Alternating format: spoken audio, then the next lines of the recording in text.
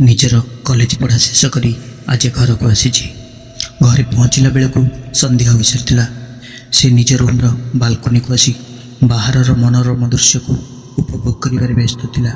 से ही समय तार नजर पड़ा घर सामने दुई जन झील से ही दुईटी झील पाखक आसवाक इशारा करुले किंतु ऋतु आश्चर्य होता कारण से ही दुईटी झील को से जानी नथिला आउ से दुई जन अजब हरकत मान करुले और सेमानकर मुंड परस्पर जोड़ी हो रही थे।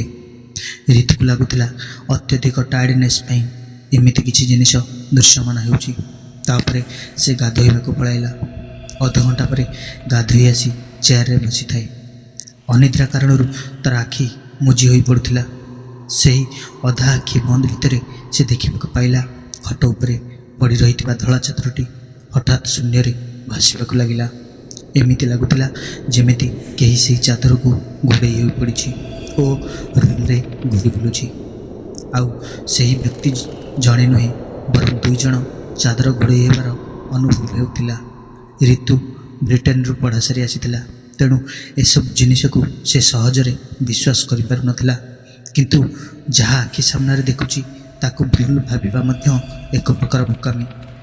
हठात ताकू सीढ़ी रे तार रूम को कहीं आसुथिबार शब्द से शुणा पाइला किंतु से कहीं नुहति बरं ऋतुर माँ रेवती।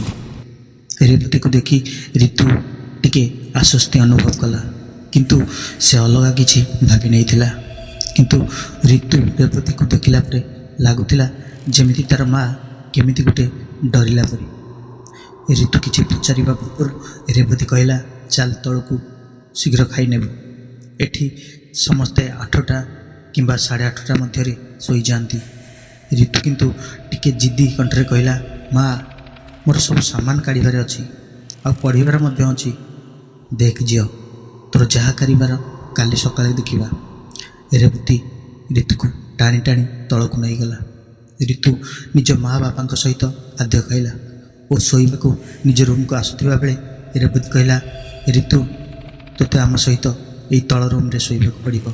किंतु माँ मो रूम तो ऊपर चिंता करिवार कौन कारण ना मु जल्दी शोजी।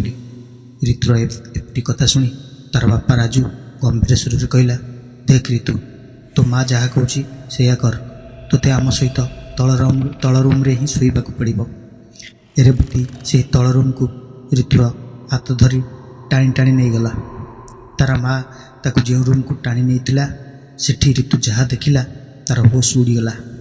3टी कबर रखा जाए 3 जन शोवाई। ऋतुर बापा राजू ऋतु को तार कबर देखे कहले यही देख यही कबर भितर शोई जा। हेले बापा जहाँ कहूँ से कर।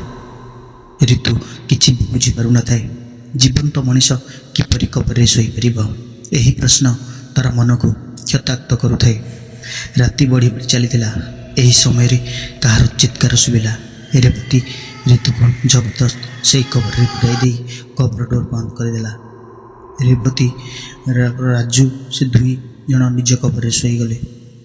वास्तव में कौन थिला से माटी भितर थिबा कबर रहस्य कहीं से माने से कबर रे शोउथिले। से झील दुईटी किए आउ से चादर शून्य रे पहरिबा और से चित्कार ऋतु को संपूर्ण क्लांत कर दे थाए। किसी समय पर ऋतु को लगिला से शोईथिबा कबर रे चारिआडे रक्तपूर्ण होगा लगिला। कबर डोर रु रक्त टप टप हो ऋतुर सेजरे पड़ुए। ऋतुर पूरा शरीर रक्त रे भिजी सारी थाए। रक्तर परिमाण ता मुह को आसी सारी थाए। ताकू निश्वास नेबा को असुविधा होता है। से जोर रे पाटी करी ता माँ को डाकिबा को चाहूला किंतु डाकी पारु नथिला। किंतु बाहरु अति विकटाल शब्द मान शुणा मिलता है।